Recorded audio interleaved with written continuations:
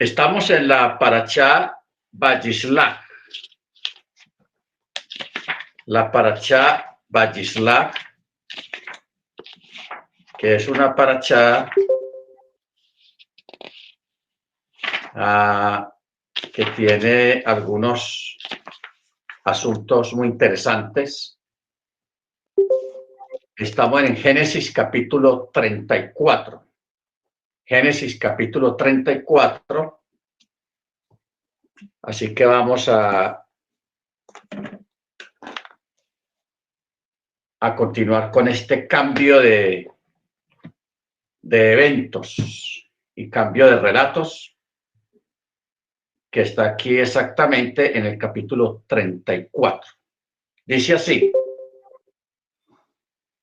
y Diná, la hija de Lea, a quien ella había dado a luz para Jacob, salió para ver a las hijas del país.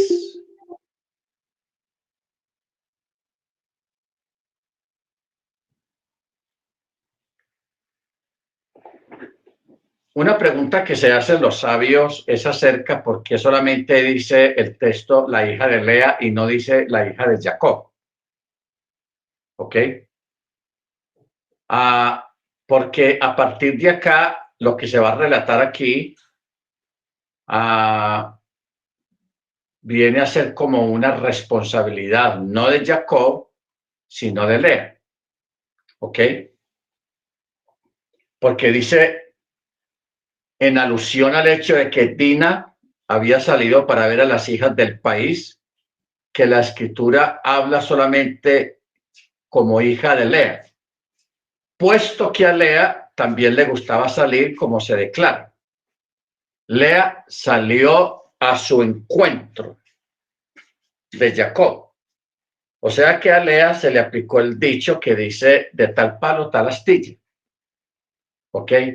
¿Qué es lo que quiere decir esto? Lea parece que también tenía la costumbre de salir a conocer y a curiosear, costumbre que la heredó Dina, la hija de Lea. Por eso es que parte de la responsabilidad, en este caso, de lo que ocurrió, se le atribuye más bien a Lea, no a Jacob. Por eso es que el texto comienza diciendo, y Diná, la hija de Lea, a quien ella había dado a luz para Jacob. Lo normal era que dijera, y Diná, la hija de Jacob y Lea, poniendo a Jacob primero. Pero aquí está al contrario. Pusieron la hija de Lea por causa de esta costumbre que tenía Lea también. Entonces sigamos. Verso 2. Y Chechen, hijo del Jibí Hamor, príncipe que de aquella tierra, la vio, la tomó y se acostó con ella y la humilló. Mire usted qué cosa tan curiosa. Primer salida que tenía esta jovencita, y vino un hombre, el Shechem, hijo de Jibí Hamor, y la humilló, o sea, la violentó.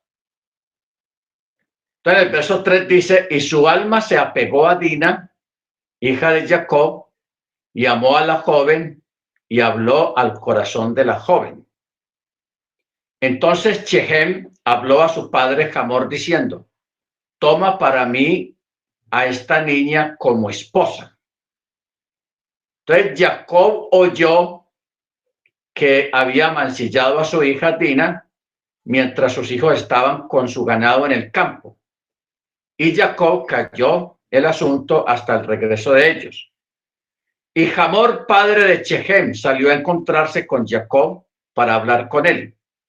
Los hijos de Jacob llegaron del campo y cuando lo oyeron se entristecieron los varones y se enfurecieron.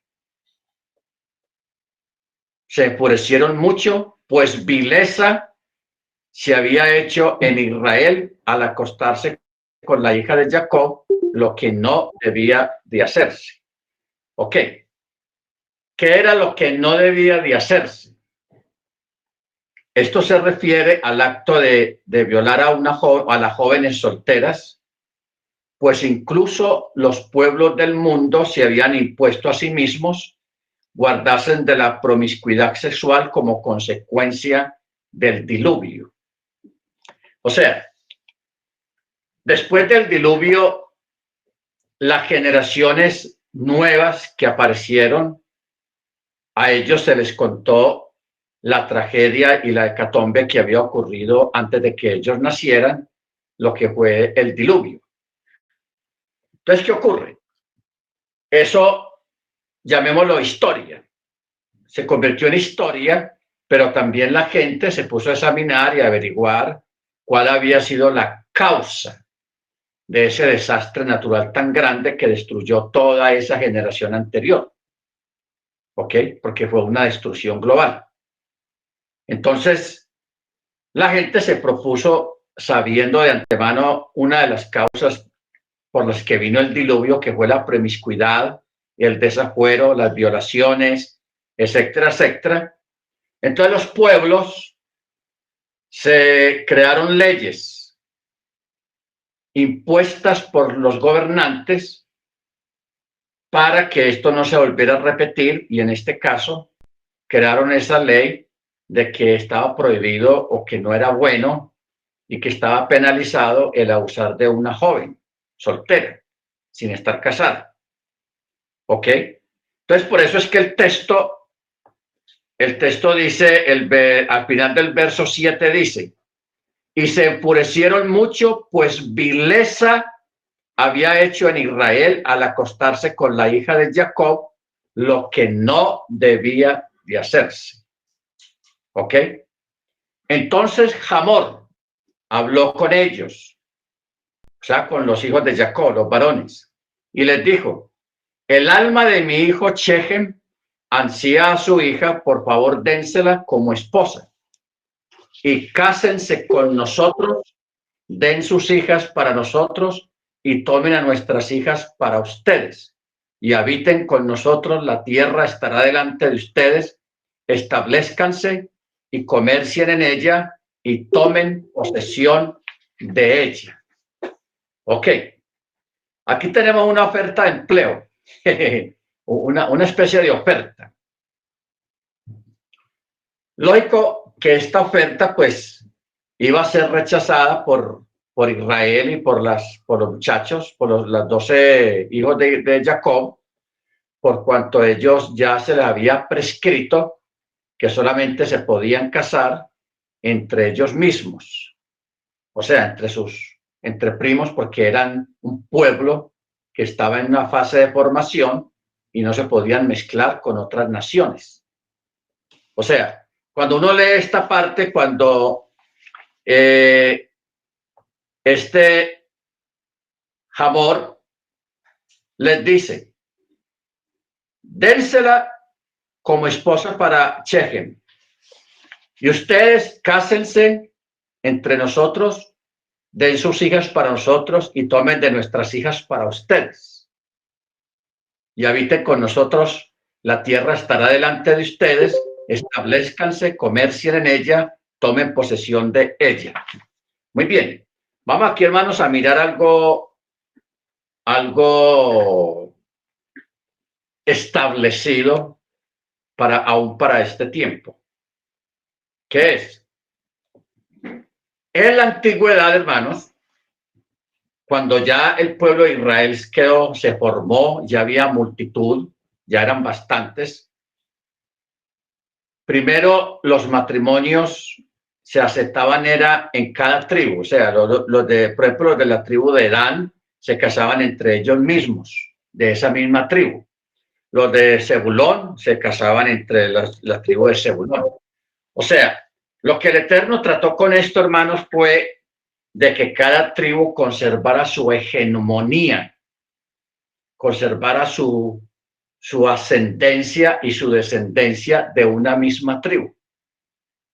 A veces se casaba un miembro de una tribu con otra de otra tribu, y eso pues estaba incluso hasta mal visto en el mismo pueblo de Israel.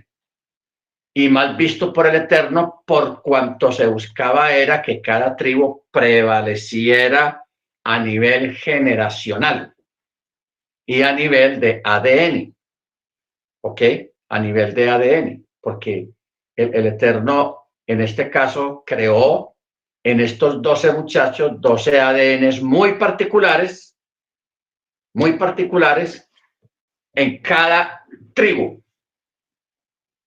porque de ahí es donde lo que dice la escritura acerca de las familias de la tierra, en quien toma nombre las familias de la tierra, en el cielo y debajo de la tierra.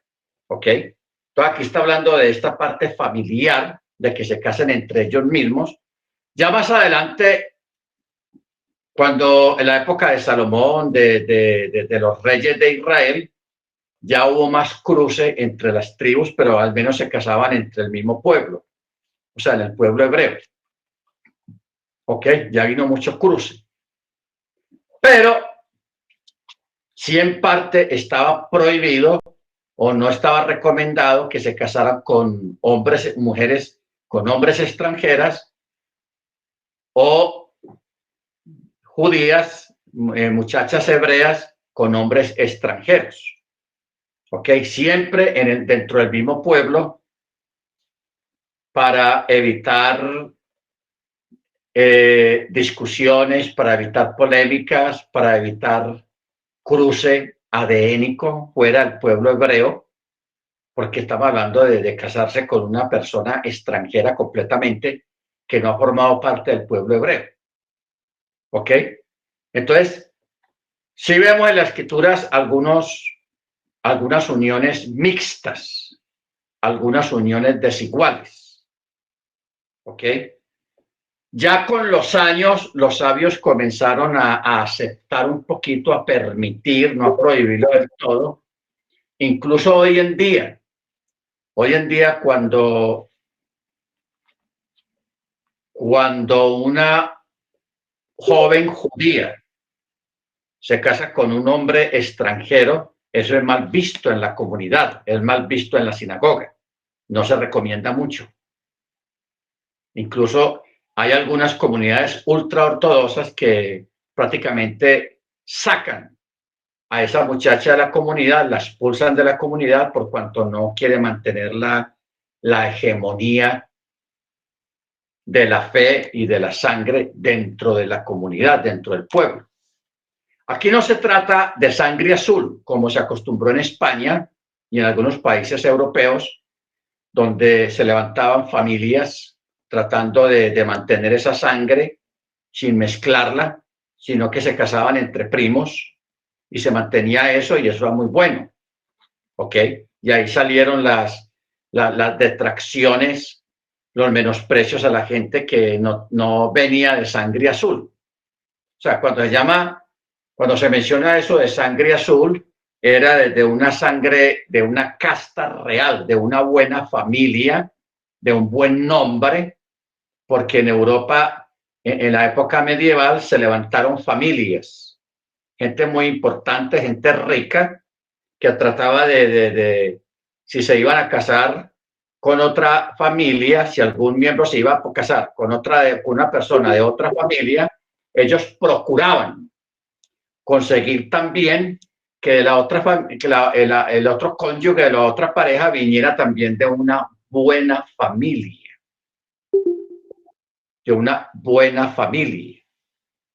para supuestamente para no mezclar una buena sangre con una sangre que venga ya mezclada. ¿Ok? Que venga ya mezclada. Esto, aunque parezca paradójico, es una recomendación que el Eterno hizo en asunto del pueblo hebreo. Evitar los matrimonios mixtos.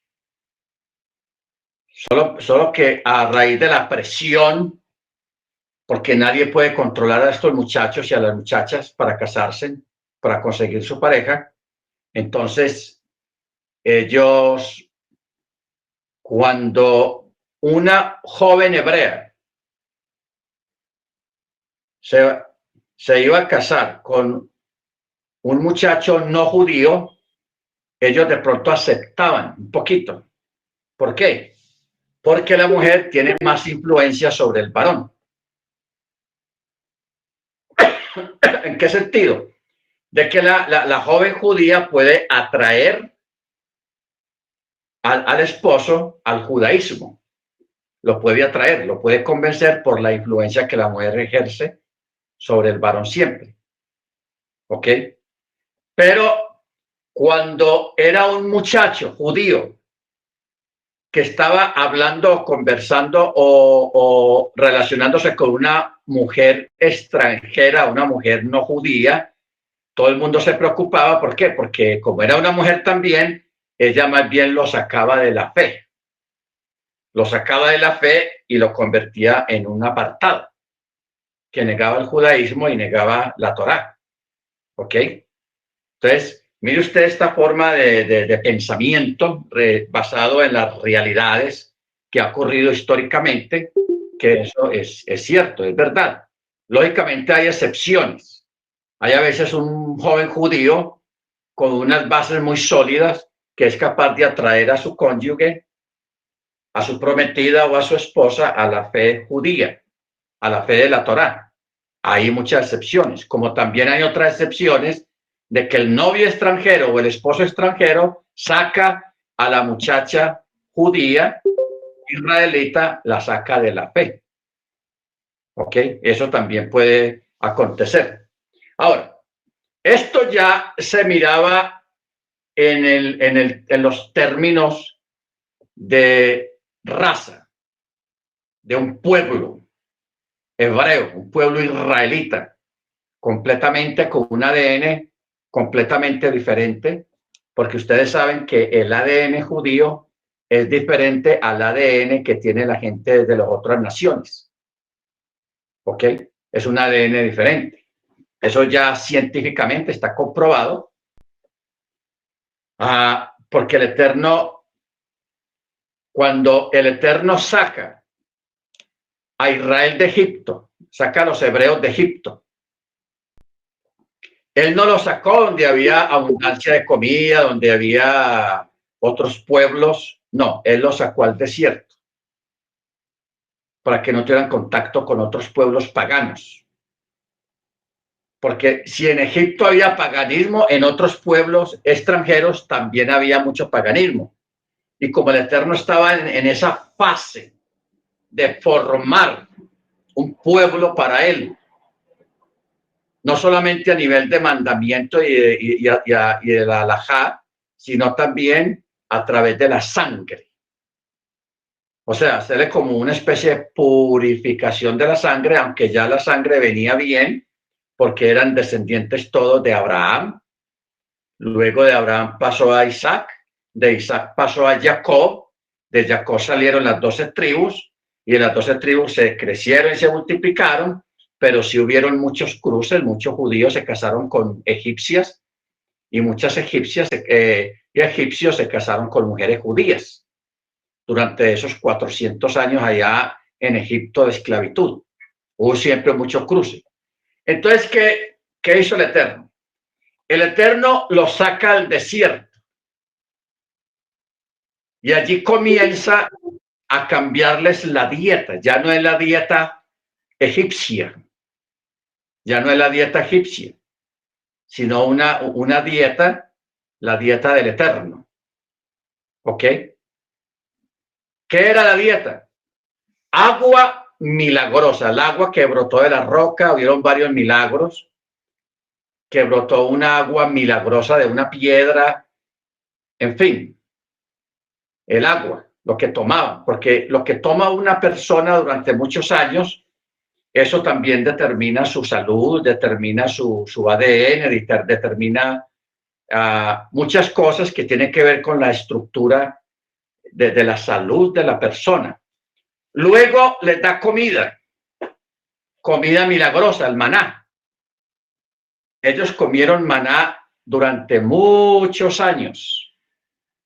Y ese maná y esa agua milagrosa, esas codornices, también que forma milagrosa se asentaban en el campamento de los hebreos, eso produjo en ellos, durante tantos años ese tipo de comida, produjo en ellos unos cambios. unos cambios estructurales, unos cambios orgánicos en su interior, en su organismo, que prácticamente eso fue le fue creando al pueblo un nuevo ADN diferente a los demás pueblos, porque no están comiendo lo que come todo el mundo, ni están bebiendo lo que come todo el mundo, sino que están comiendo una comida diferente, milagrosa, celestial, como dice el salmista, y comieron pan de nobles en el desierto, o sea, hablando del maná. ¿Ok? Baruch Hachén.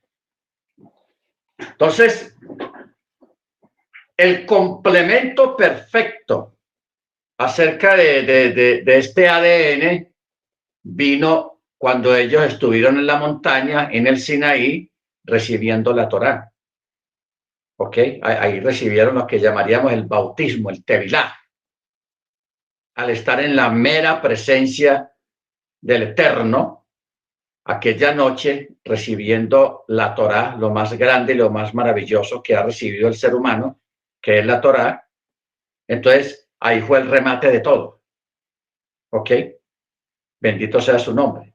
Entonces, de ahí es que uno entiende el por qué el Eterno lo sacó al desierto, a un lugar inhóspito.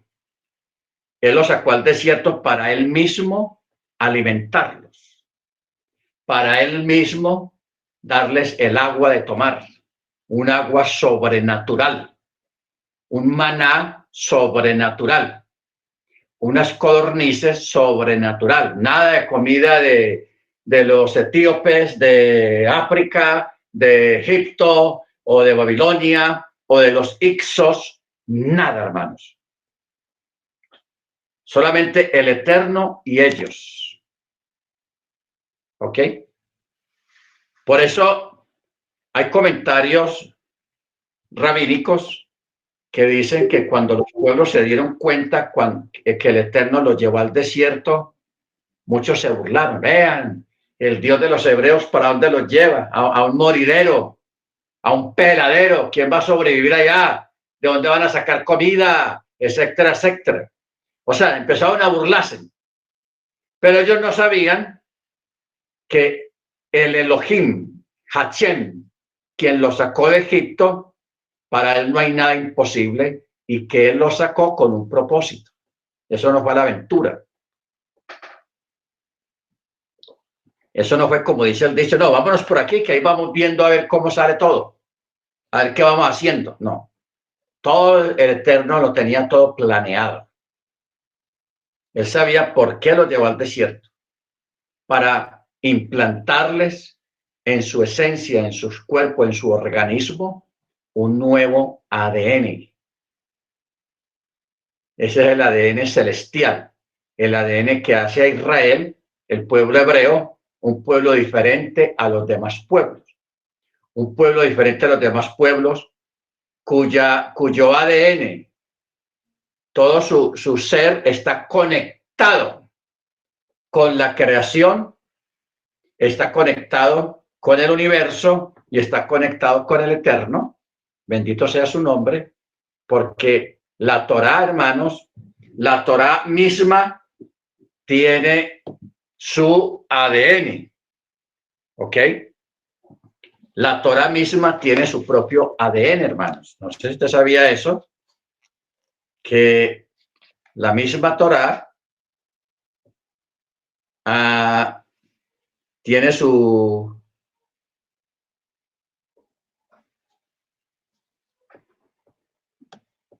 propia esencia adénica. La vez pasada tuvimos una clase sobre eso, me parece, acerca del ADN de la Torá, porque la Torá tiene su ADN propio, hermanos. Porque usted sabe que la Torá es vida. Y la Torá es el mismo Yeshua, y Yeshua es la Torá. ¿Ok? Y ustedes saben que Yeshua, la esencia de Yeshua, hablando adénicamente, es una esencia sobrenatural, divina, muy poderosa, que no tiene realmente explicación acerca de ese ADN, que eso es lo que produce vida, que eso es lo que produce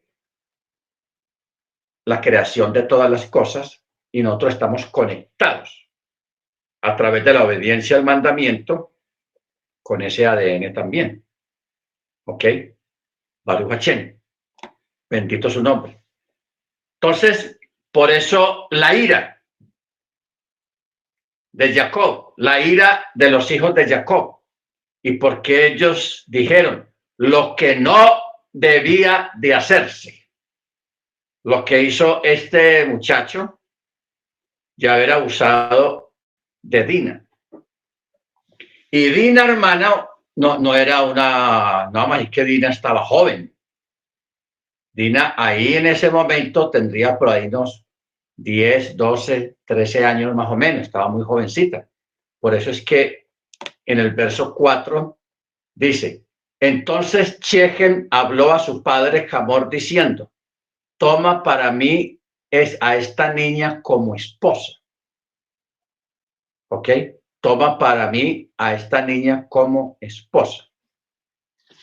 Bendito sea el nombre del Eterno. Bueno, verso 11. Y Shechem dijo a su padre y a sus hermanos, halle yo gracia en sus ojos y lo que ustedes me digan lo daré. Pídanme en abundancia el contrato matrimonial, o sea, la que tú vas. Y los obsequios que yo daré cuanto ustedes me digan, pero denme a esta niña como esposa. Vamos a mirar qué palabra usa aquí a esta joven como esposa.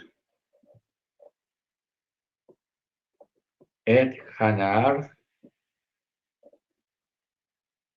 Leichach.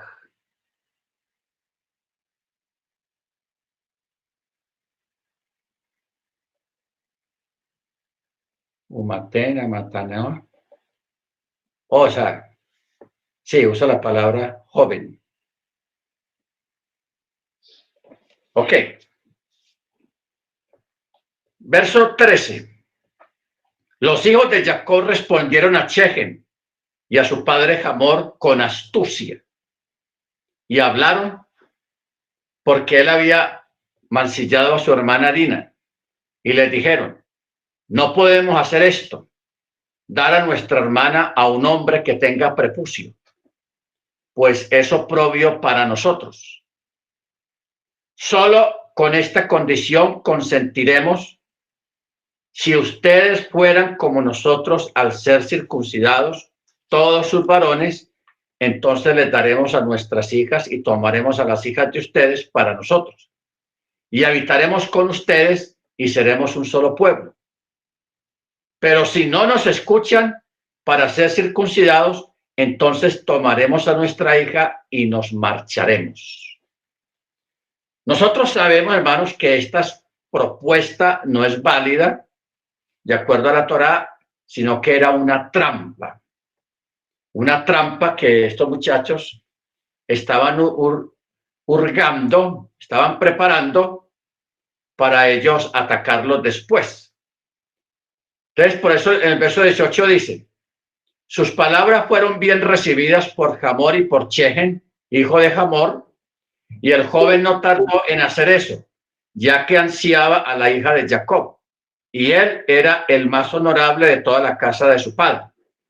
Y Hamor y su hijo Shechem llegaron a la puerta de la ciudad y hablaron a los hombres de la ciudad diciendo, estos hombres son pacíficos con nosotros, que habitan en esta tierra y comercien en ella, pues he aquí que la tierra es bastante amplia delante de ellos, a sus hijas tomaremos para nosotros como esposas y les daremos nuestras hijas, pero solo con esto consentirán los varones en habitar con nosotros, para ser un solo pueblo, que sea circuncidado de nosotros todo varón, al igual que ellos están circuncidados. Bueno, vamos a detenernos aquí un momento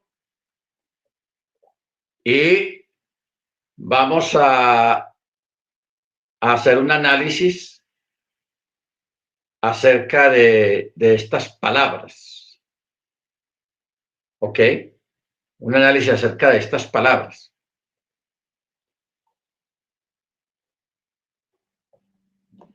Lo que estamos viendo acá, hermanos, es política. ¿Ok? Para que nosotros entendamos los contextos y los trasfondos de las cosas en este tiempo. ¿Ok? Es política. Porque entre el rey y el hijo del rey, o sea, Shechem y Hamor, que es el rey y el hijo, hay un diálogo con los hijos de Jacob, un diálogo privado. Los hijos de Jacob, ellos están tramando, están haciendo una trampa. Pero esa trampa está urdida de acuerdo a un evento desagradable. O sea, un príncipe, el príncipe de esa nación cometió un acto abominable, violentando, secuestrando a esta niña y abusando de ella. Y ahora él quiere casarse con ella, pero la trampa que le están tendiendo los hijos de Jacob es que todos los sean circuncidados los varones de ese reino, de esa nación. Los varones de esa nación no saben lo de la violación a Dina, ellos no saben nada. Pero mira el rey, usando la política, va a la entrada de la ciudad, donde hemos hablado que la entrada de la ciudad es donde se hacen los negocios, se hacen las decisiones que se van a tomar. Por eso dice el texto: Hamor y su hijo Shechem llegaron a la puerta de la ciudad y hablaron con los hombres de la ciudad. ¿Ok? Entonces, mire usted un evento, un delito. ¿Cómo ese delito, para cubrirlo, para taparlo, lo llevan a la gente y quieren obligar a todos los varones que no tienen nada que ver con el asunto, quieren obligarlos a que se circunciden? Con las palabras bonitas de que este es un pueblo pacífico, que ellos van a estar con nosotros y ellos nos van a dar sus hijas y nosotros les daremos nuestras hijas a ellos para que se casen entre ellos. O sea, palabras muy bonitas, como hablan los políticos. ¿Ok? O sea, aquí nosotros, sin darnos cuenta, nos estamos enterando de un movimiento político para tapar un delito.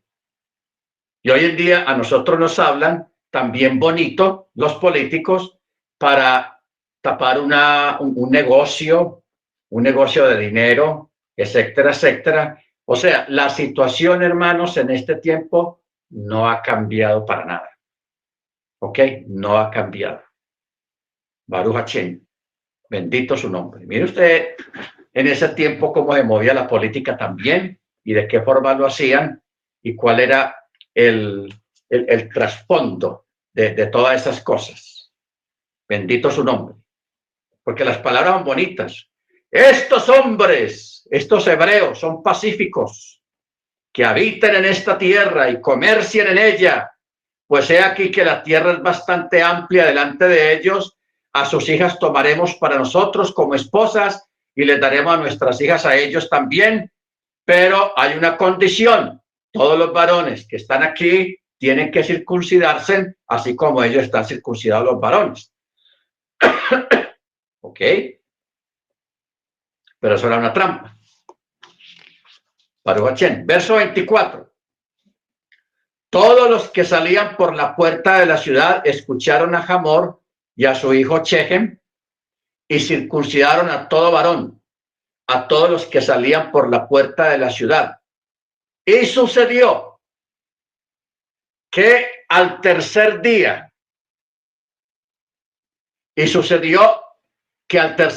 cuando todos los circuncidados estaban adoloridos, ¿ustedes se acuerdan de lo que pasó con Abraham?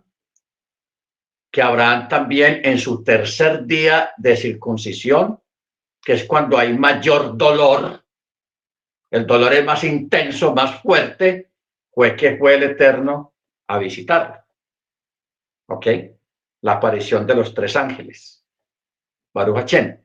Entonces aquí también se dice, y sucedió que al tercer día, cuando ellos estaban adoloridos, los hijos de Jacob, Simón y Leví, hermanos de Diná, o sea, los propios hermanos de la misma madre, cada uno tomó su espada y cayeron sobre la ciudad confiadamente y mataron a todos los varones, como estaban en sus dolores, prácticamente en convalecencia, no se podían defender. Y dice, y a Hamor y a su hijo Chechen mataron a filo de espada y tomaron a Dina de la casa de Chechen y salieron. Porque el muchacho no, Chechen no había devuelto a la muchacha y bueno, yo voy a pedir la mano de ella, no, quedó con ella. Prácticamente la tenía secuestrada. ¿Ok? Por eso es que estos dos muchachos, Simón y Leví, que eran hermanos directos de Dina, fueron los que realizaron esa matanza y mataron hasta el rey y mataron al príncipe. Eso fue tenaz. ¿Ok? Verso 27. Los hijos de Jacob cayeron sobre los cadáveres y saquearon la ciudad porque habían mancillado a su hermana, o sea, tomaron venganza.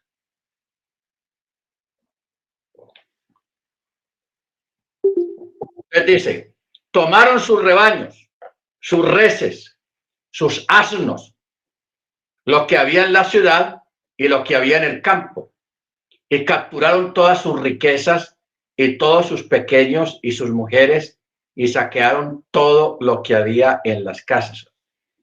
A mí me parece tenaz esto, porque esto solamente lo hicieron 12 muchachos, 11. Solamente ellos. ¿Ah? Increíble. Hicieron semejante matanza, 12 contra todo un reino, contra todo un pueblo, pero ellos fueron astutos y los obligaron bajo una falsa negociación para que se circuncidaran, porque de esa manera ellos no podían defenderse estando ya circuncidados, por cuanto estaban en sus máximos dolores en el día 3, después de la circuncisión. Entonces aprovecharon la situación y acabaron con todo. O sea, eso fue una invasión, pero solamente lo hicieron 11 personas. Increíble. Bendito el Eterno. Verso 30. Y Jacob dijo a Simón y a Leví, ustedes me han enturbiado al hacerme abominable ante los moradores de esta tierra.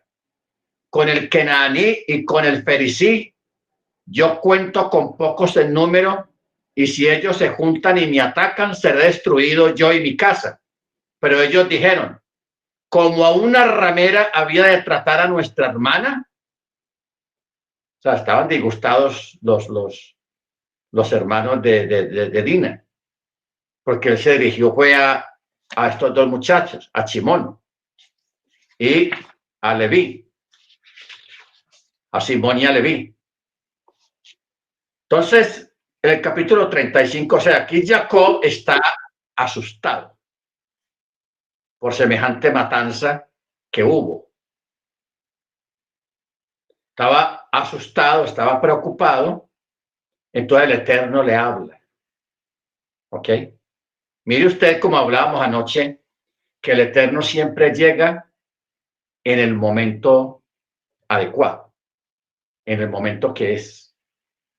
El Eterno llega y le dice a Jacob, levántate, ve a Betel y permanece allí y erige allí un altar a Elohim que se te apareció cuando oíste de tu hermano Esaú. Entonces recuerda que Betel es el lugar donde él tuvo la visión de la escalera que salía desde la tierra hasta el cielo y que por esa escalera subían y bajaban ángeles. Betel. O sea, me parece interesante poder memorizar todas estas cosas, hermanos. Por eso la práctica de leer la Torá a través de las parashot todos los años. Porque a lo último, usted de leerlo cada año y sacarle más material cada año, más revelación, usted se va memorizando todos los detalles importantes, que es Betel. Entonces, cuando usted escucha la palabra Betel, usted lo relaciona con la visión, el sueño de la escalera. ¿Ok? Baruch Hashem. Entonces el Eterno le dice que vaya allá y que haga un altar en el mismo lugar donde el Eterno se le apareció cuando huía de su hermano Esaú. Entonces Jacob dijo a los miembros de su casa y a todos los que estaban con él: quiten los dioses extraños que tengan entre ustedes y límpiense y muden sus ropas. ¿Qué es lo que quiere decir esto, hermanos? Si alguno tiene ídolos, salga de ellos. Hagan tevilá. Cuando dicen límpiense, no está hablando de ir a una agüita y con jabón y la cara, no. Hacer tevilá. Y póngase ropa limpia, o sea, una muda de ropa limpia. ¿Por qué? Porque nos vamos a levantar y vamos a ascender a Betel. Y allí erigiré un altar a Hashem, que me respondió en el día de mi angustia y estuvo conmigo en el camino que anduve. O sea, aquí, aunque el texto no diga que el Eterno le dijo, dígale a esos muchachos que no. No dice, no, el texto no lo dice, pero implícitamente sí está escrito en forma implícita que el Eterno le dio instrucciones a Jacob acerca de los muchachos, porque estamos hablando de 12 muchachos, y como van a subir a un lugar que es sagrado, a Betel, entonces hay que ir preparados, purificados, y habiendo hecho tevila a todos. ¿Ok? Baruch Hashem. Entonces, mire lo que dice el verso 4. Entregaron a Jacob todos sus dioses de extraños que tenían en su poder, así como los aretes de sus orejas, y Jacob los escondió de debajo de un olmo. ¿Ok? Ahora, pues si ya las hubieran tenido desde antes, obviamente que Jacob ya les hubiera ordenado destruirlas. Por tanto, no es que los miembros de la casa de Jacob poseyeran imágenes idólatras, sino que después de tomar el botín de Shechem, no habían destruido las que habían capturado juntamente con el botín. Acuérdense que ellos se robaron todos los tesoros, se llevaron todos los tesoros de Shechem, de ese reino. Y lógicamente, cuando hablamos de tesoros, de objetos de oro, de plata, de bronce, de metales preciosos, hay muchas estatuillas, objetos de culto hechos en oro o en plata. A eso es que se está refiriendo Jacob. Por eso dice, y entregaron a Jacob todos los dioses de extraños que tenían en su poder, así como los aretes de sus orejas, y Jacob los escondió debajo de un olmo. ¿Ok? Este nombre olmo designa una especie de árbol que no da frutos. ¿Por qué debajo de un olmo? Porque la idolatría o el tener ídolos o objetos idolátricos, hermanos, eso vuelve estéril la persona para dar frutos de arrepentimiento o para dar los frutos del Espíritu. ¿Ok? Por eso simbólico lo de esconder todos esos objetos debajo de un olmo que está junto a Shechem. Entonces viajaron ellos y el miedo a Yahweh estuvo sobre las ciudades a su alrededor y no persiguieron a los hijos de Jacob. Porque lógico, ¿cómo es posible que vengan unos extranjeros, les den cobijo en un lugar? Porque de pronto mucha gente no sabía qué fue lo que pasó. ¿Ok? Muchos pueblos extranjeros no sabían realmente qué fue lo que pasó, porque estos muchachos se levantaron en contra de Shechem, porque esto fue una cosa que ocurrió internamente entre ellos. No se difundió mucho el asunto. Entonces, lógico que los pueblos quisieran tomar venganza o quisieran atacarlos por temor a que ellos también los atacaran a ellos. Por eso es que el Eterno, en forma sobrenatural, puso temor hacia él, a todas las ciudades alrededor y por donde pasaron ellos, porque de Shechem a Betel el viaje es larguito, era un viaje largo, ¿ok? No era un viajecito por ahí cortico, no era un viaje largo y había que pasar por muchas naciones, por muchas ciudades, y el Eterno por donde ellos iban. ¿Quiénes iban? Iban 13 personas solamente, Jacob y sus hijos, ¿ok? Nadie los tocó, a todos les dio miedo y más bien los dejaron pasar, Baruch Hashem. Por eso dice el verso 6, y Jacob llegó a Luz, que está en tierra de Canaán, la cual es Betel, y él y toda la gente que estaba con él, y allí construyó un altar y llamó al lugar el Betel,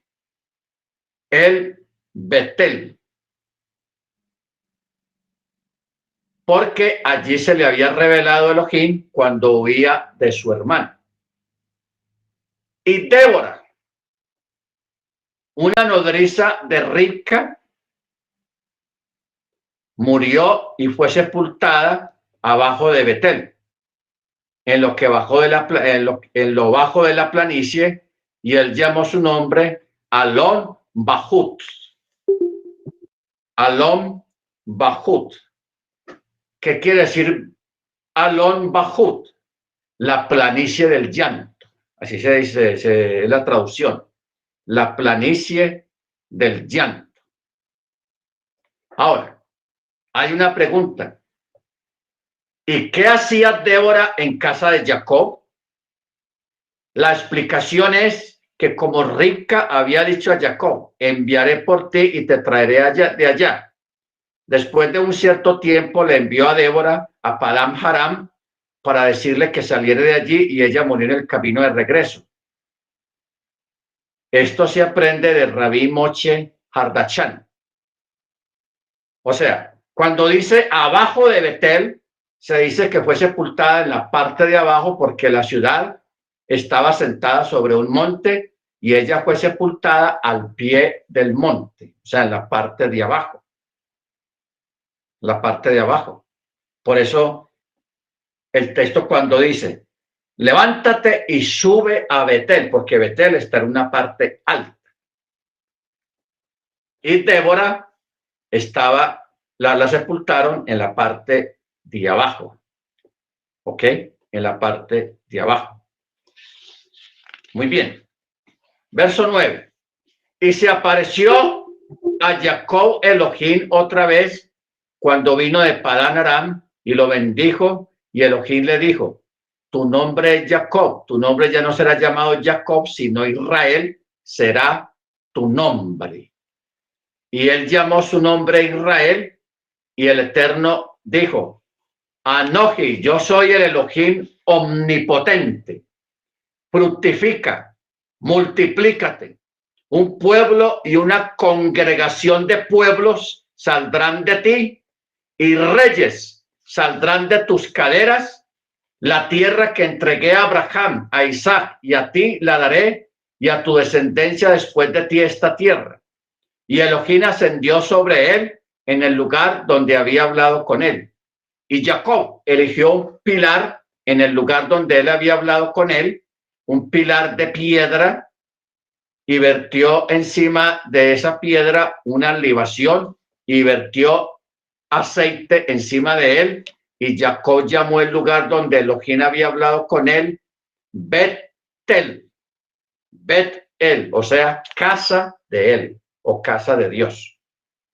Viajaron de Betel y aún quedaba como una legua de tierra para llegar hasta Efrat, cuando Rachel dio a luz, pero tuvo dificultades en su parto. Tuvo dificultades en su parto. Ahora, ¿qué es lo que quiere decir como a una legua de tierra? Un rabino, Menahem, explica la expresión kabarat en el sentido de kabir, palabra que significa una gran cantidad de espacio. En este caso, su significado sería una gran distancia de tierra, pero según otra interpretación agádica de la Agadá, esta expresión designa la temporada del año en que la tierra está ahuecada y agujereada como una criba, porque ha sido arada. Entonces, habiendo transcurrido el invierno, pero sin todavía llegar la época de calor. Pero esta explicación no puede ser el sentido llano del versículo, pues en referencia a Naamán, en otro relato, se dice, y se alejó un trecho de tierra. Se alejó un trecho de tierra.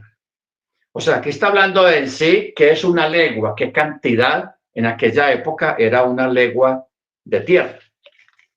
Bueno, ahora, aquí tenemos Rachel, que estaba encinta y en el camino, después de salir de Betel para Efrat, ella dio a luz, pero tuvo dificultades en el parto. Y sucedió que al dificultársele el parto, la partera le dijo, no temas, que también este será hijo tuyo. Y sucedió que cuando su alma salía, pues ella murió, ella llamó su nombre, el nombre de ese niño, Ben-Oni, pero Jacob lo llamó Benjamín. Benjamín. ¿Ok? Benjamín. Ahora,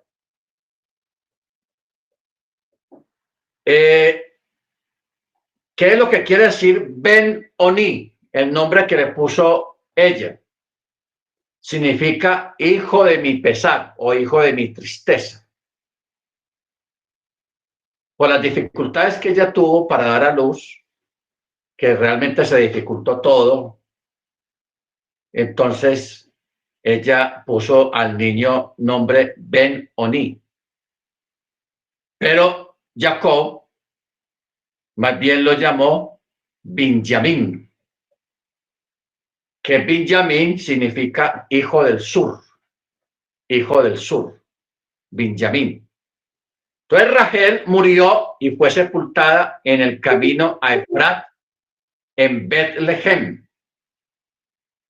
Y Jacob erigió un monumento sobre su sepultura y este monumento todavía existe hasta el día de hoy. O sea, la tumba de Rachel todavía existe en este tiempo.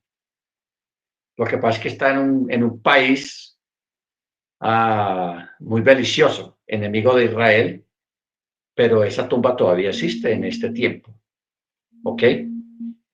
La tumba de Rachel, que está en el camino entre Efrat y Betlehem. Betlehem. Ok. ¿Usted sabe qué quiere decir Betlehem? Casa del pan, que es el mismo lugar. Aquí tenemos la muerte de una matriarca cerca de Betlehem. Y ahí en ese mismo pueblo fue donde nació el Mesías. ¿Ok? Hay que buscarle el significado a un evento de estos tan causal, no casual, sino causal en este sentido. Por eso Jacob erigió un monumento sobre su sepultura y este es el monumento de la sepultura de Rachel hasta el día de hoy. Israel viajó de ahí y levantó su tienda a los lados de Migdal Eder. Y sucedió que mientras Israel residía en esa tierra, Rubén se acostó con Bilhá, la concubina de su padre, e Israel lo oyó. Bueno, este evento que acabamos de leer acá es muy importante y muy interesante porque aquí pues, ¿qué es lo que quiere decir la palabra se acostó? Quiere decir que Rubén había trastornado el sitio original del lecho de su padre, trasladándolo a la tienda de Lea. Recuerden que Rubén es hijo de Lea. Porque como ya había muerto Rachel, entonces él lo que hizo fue que trasladó el lecho de su padre o las cosas de su padre y se las llevó para la tienda de Lea. ¿Ok? Para la tienda de Lea. Entonces, la escritura se lo atribuye como si realmente se hubiera acostado con Bilhá. ¿Y por qué razón trastornó y profanó su lecho? Porque después de la muerte de Rachel, Jacob tomó su lecho, que aparentemente estaba en la tienda de Rachel y no en las tiendas de las demás mujeres, y lo colocó en la tienda de Bilhá, que había sido la sierva de Rachel. Entonces vino Rubén, que era hijo de Lea, y protestó por la ofensa infligida a su madre, trasladando el lecho de su padre a la tienda de Lea. Él dijo, no, ahora mi papá tiene que estar es con mi mamá, con Lea, no con la sierva, no con la sierva de Rachel. ¿Ok? No con la tienda, no es la tienda de Rachel. Porque dice, si la hermana de mi madre era su rival, también la sierva de la hermana de mi madre será su rival. Por este motivo trastornó el sitio del lecho de Jacob. ¿Ok? Baruch Hashem. Y los hijos de Israel eran 12. Ahí sí ya tenemos que ya son 12, porque ya faltaba Benjamín, que murió recientemente, o sea que Benjamín lo crió otra de las mujeres, lo tuvo que criar por cuanto su madre falleció. Por eso dice el verso 22. Y los hijos de Israel eran 12. La Torá aquí prosigue el tópico inicial de la narración, queriendo decir que con el nacimiento de Benjamín se había completado la progenie de Jacob. A partir de ahora ya podían ser contados, por lo que cuenta ahora de que ya son 12. Verso 23. Y los hijos de Lea, el primogénito de Jacob, Rubén, Simón, Leví, Yehudá, Isachar y Zabulón. Los hijos de Rachel, Joseph y Benjamín. Los hijos de Bilhá, la sierva de Rachel, Dan y Naftali. Los hijos de Silpá, la sierva de Lea, Gad y Jacher. Estos son los hijos de Jacob que le nacieron en Padán Aram. Bendito sea su nombre. Y Jacob vino ante su padre Isaac, porque Isaac no había muerto todavía. Fue a Mamre de Kiriat Arba, la cual es Hebrón, donde habitaron Abraham e Isaac, y los días de Isaac fueron 180 años. Y Isaac expiró y murió y fue reunido con su pueblo, anciano, saciado de días, y lo sepultaron sus hijos, Esaú y Jacob. Esaú y Jacob. O sea, Esaú vino y acompañó a Jacob para sepultar a Isaac. Muy bien. Entonces, aquí en el capítulo 36 ya empieza a mencionar una historia que no conocemos sobre las descendientes de Esaú. Por eso el capítulo 36 dice, estos son los descendientes de Esaú, el cual es Edom. Ojo aquí, Edom.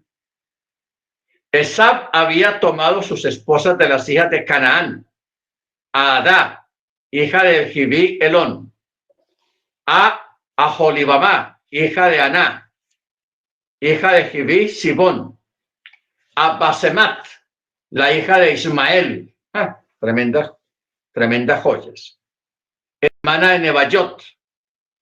Adá había dado a luz a Elifaz para Esaú, y Basemat había dado a luz a Rehuel, y a Olibama había dado a luz a Jeús, Yalam y Coraj. Estos son los hijos de Esaú que le nacieron en tierra de Canaán.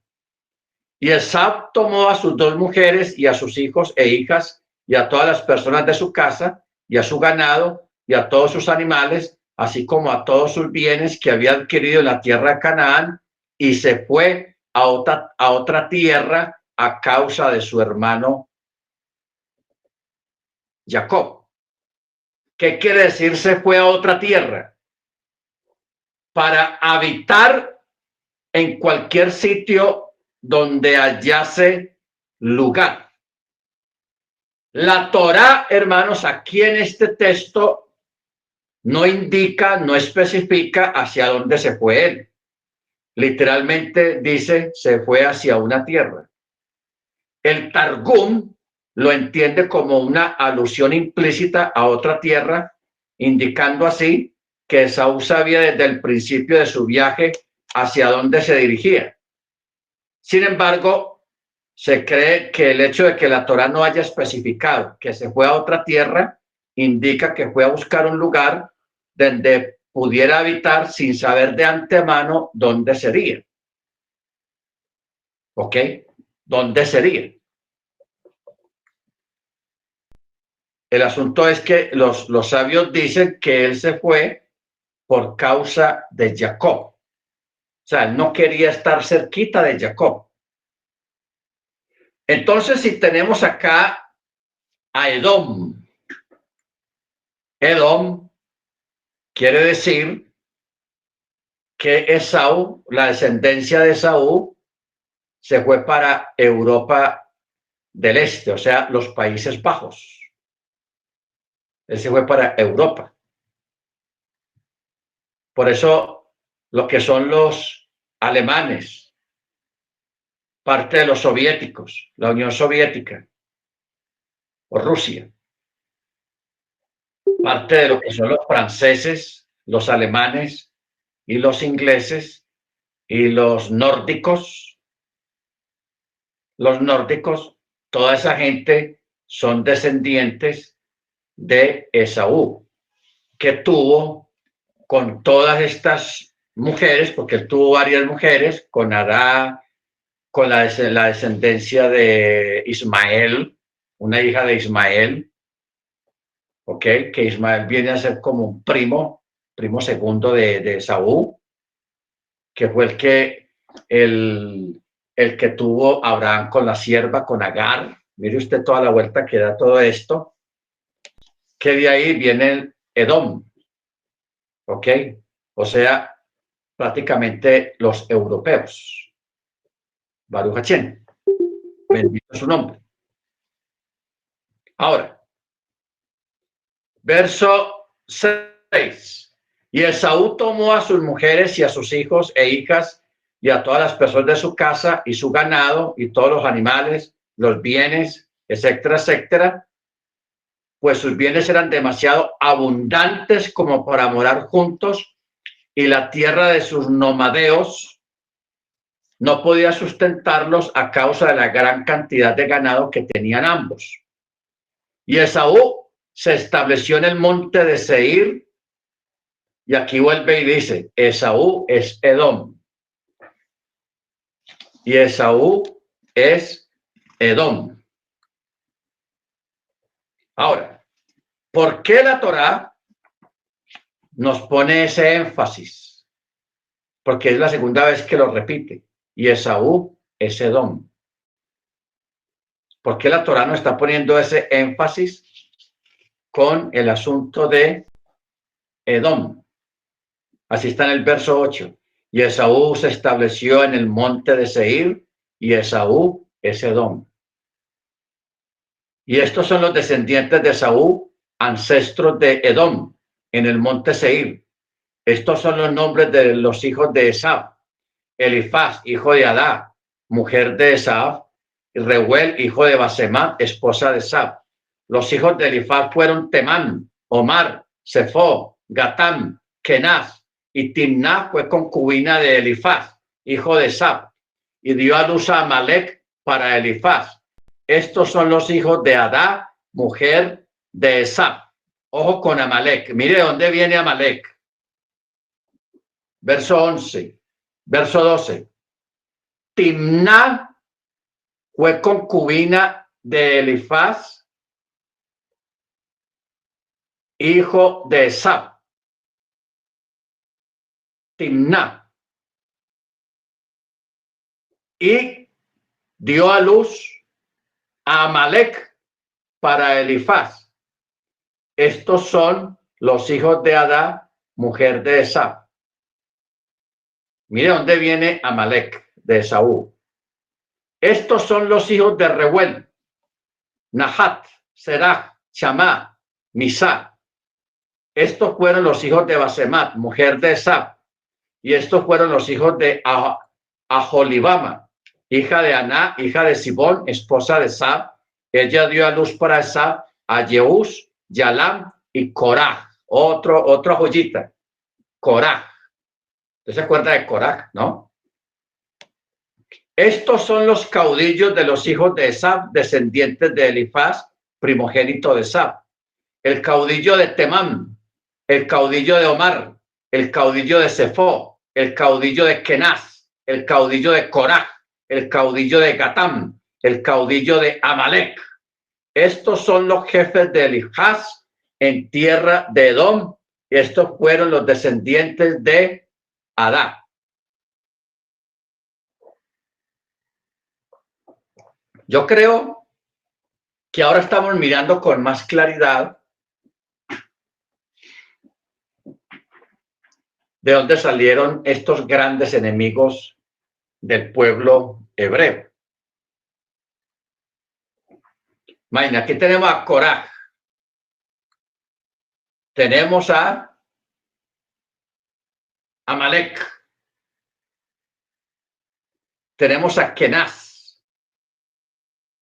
Por eso en el verso 17 dice: y estos son los descendientes de Reuel, hijo de Esaf, el caudillo de Nahat, el caudillo de Serach, el caudillo de Chamá, el caudillo de Misá. Estos son los caudillos de Reuel en tierra de Edom. Y estos fueron los descendientes de Basemat, esposa de Esaf.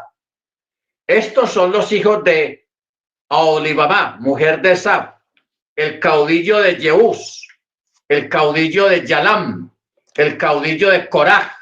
Estos fueron los caudillos de Aholibamá, hija de Aná, mujer de Esaf.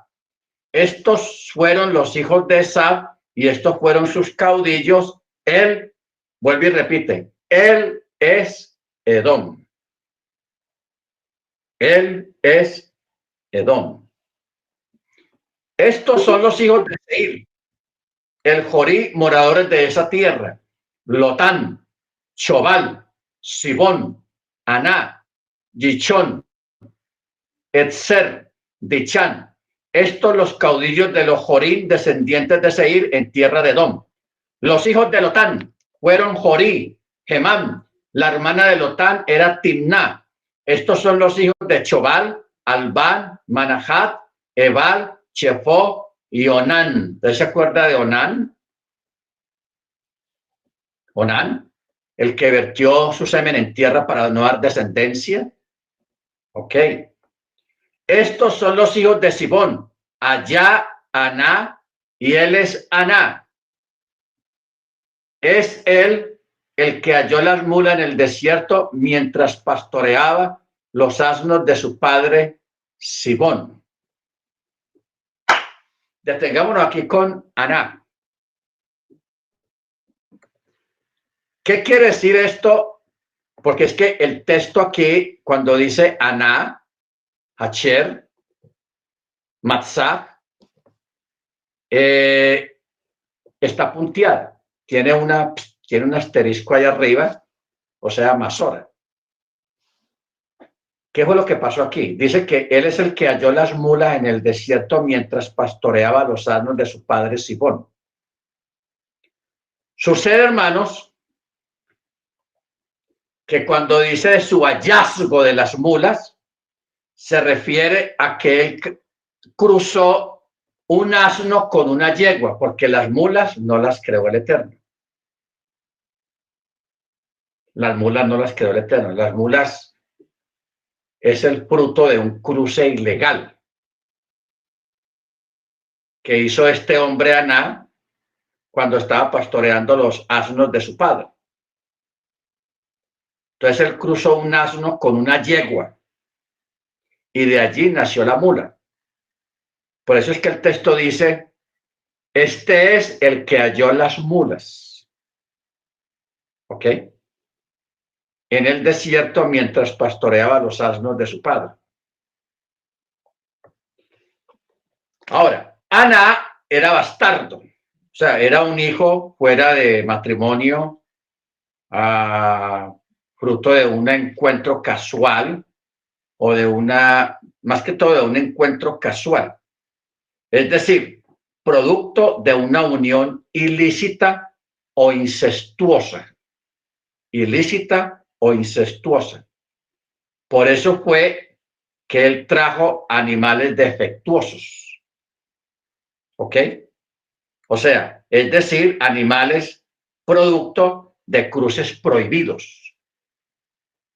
O sea, este hombre, Aná, él lo que hizo fue lo que estaban haciendo la gente, los antiluvianos,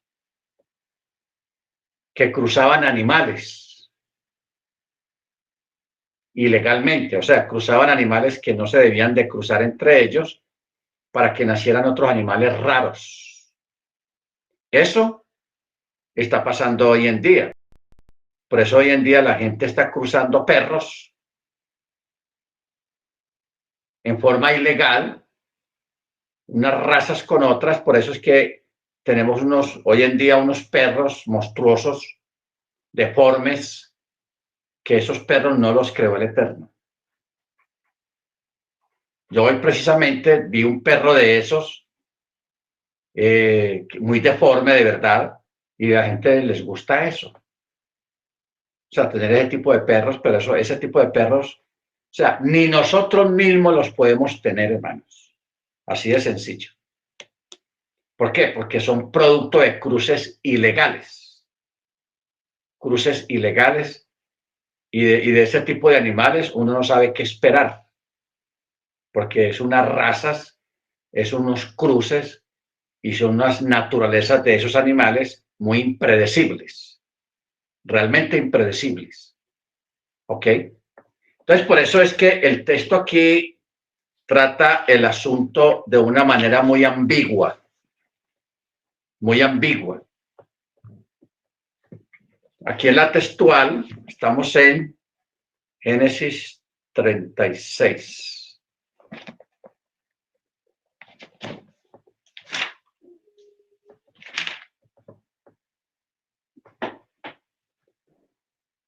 36, 24. Estos son los hijos de Zibeón, Ajá, Aná.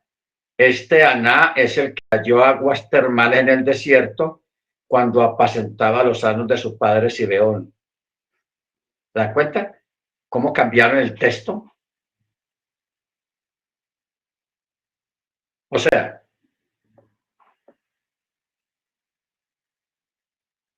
en el texto hebreo no hace mención de aguas, no hace mención de aguas. Por eso esta traducción no está muy efectiva. La traducción exacta es él dice, y él es Aná, y entre paréntesis dice, ese es él, el que halló las mulas en el desierto mientras pastoreaba los asnos de su padre Sibón. ¿Ok?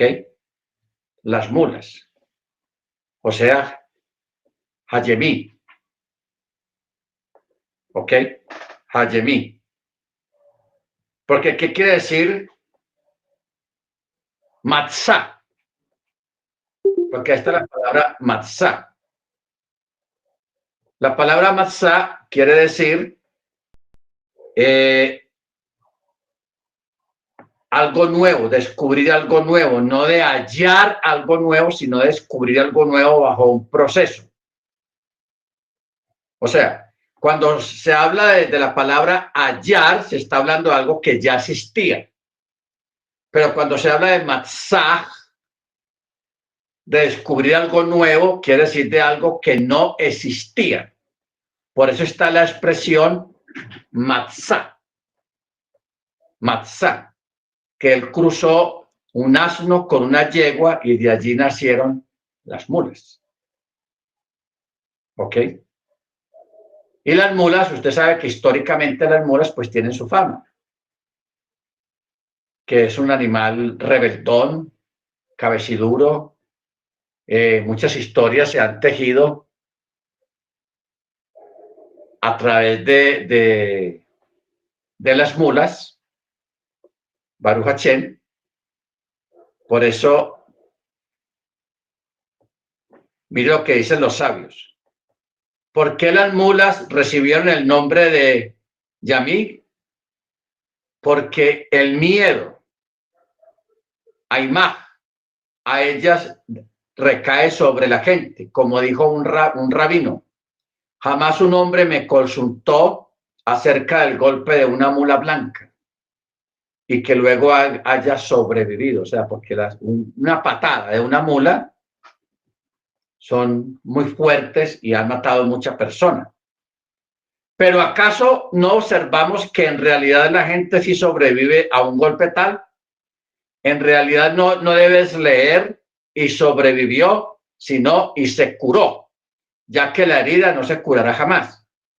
Por otra parte, la escritura no precisaba hacernos la relación genealógica de las familias de los Jorim, sino que únicamente lo hizo para enfatizar la genealogía de Timná y así informarnos sobre la grandeza espiritual de Abraham cuando habla de Aná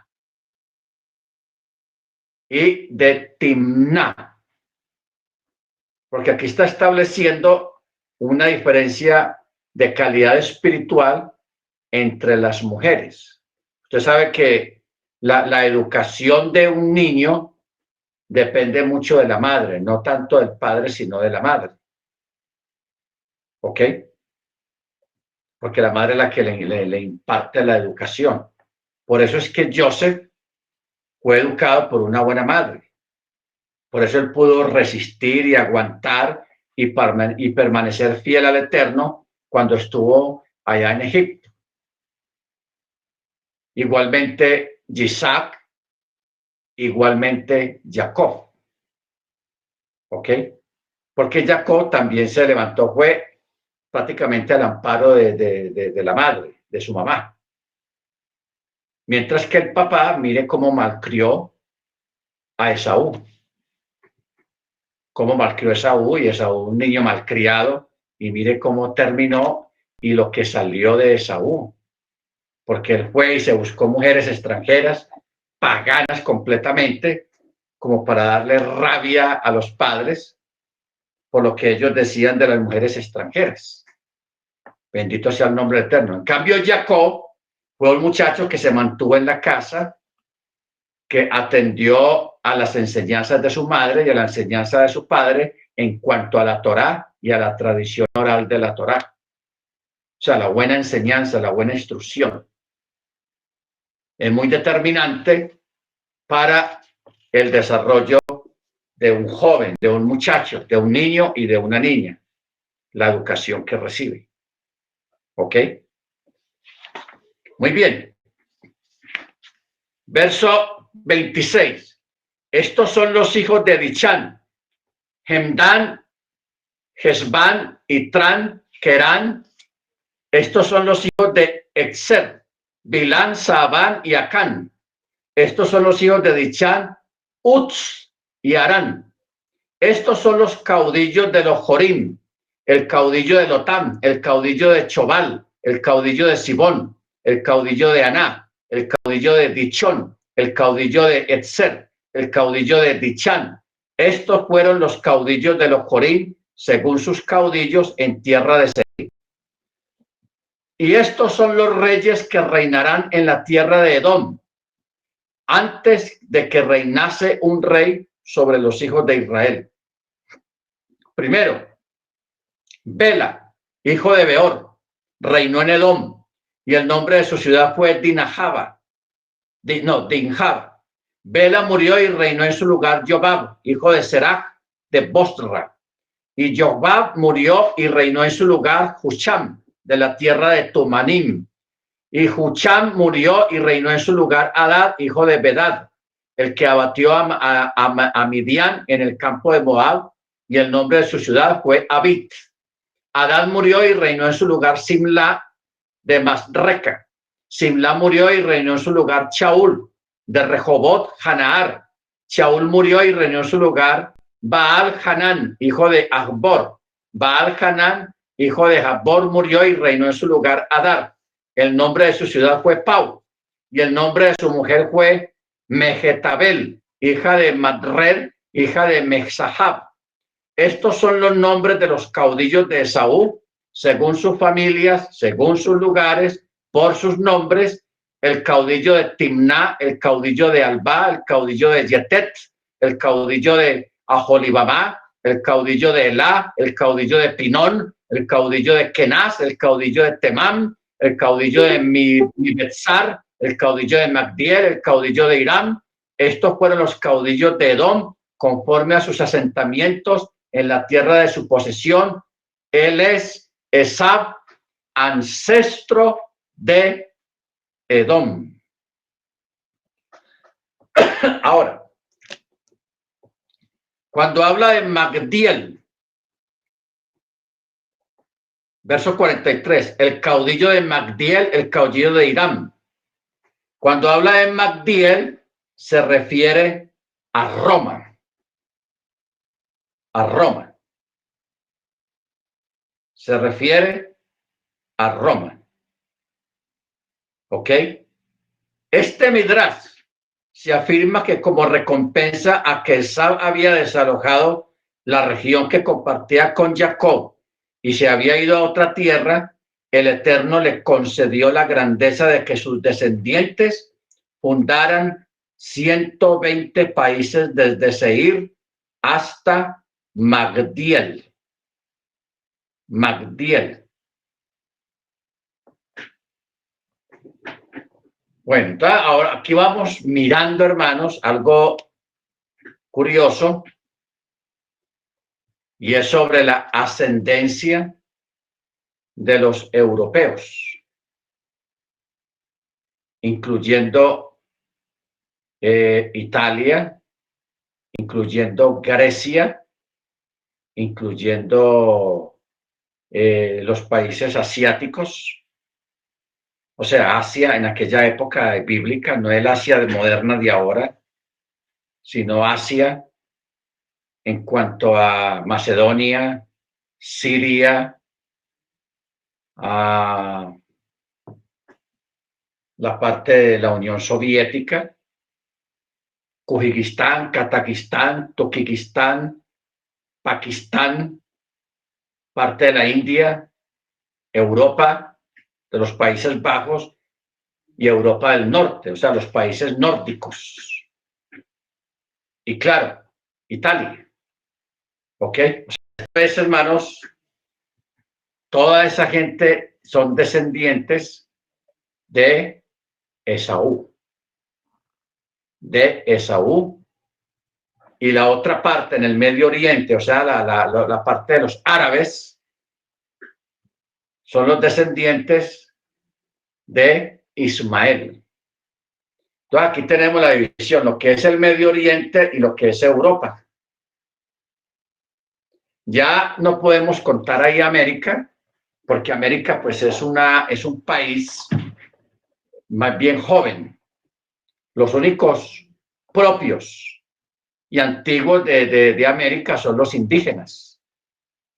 Estamos hablando de los indígenas americanos, los indígenas canadienses, los indígenas mexicanos, los indígenas centroamericanos, los indígenas colombianos, los incas en el Perú y los indígenas que hay en las selvas brasileras y los indígenas que hay en Ecuador. ¿Ok? Todos estos indígenas, usted junta, si usted en este tiempo juntara una familia de indígenas canadienses, lo junta con una pareja de indígenas norteamericanas, lo junta con los aztecas en México, lo junta con los indígenas guatemaltecos, más que todo de Guatemala, lo junta con los indígenas de aquí de Colombia, lo junta con los indígenas en los quechua, allá en Ecuador, los incas en Perú y los indígenas allá los de Argentina, porque en Argentina también hay indígenas, y con los indígenas paraguayos y los indígenas brasileros, hermanos, todos estos indígenas de toda América,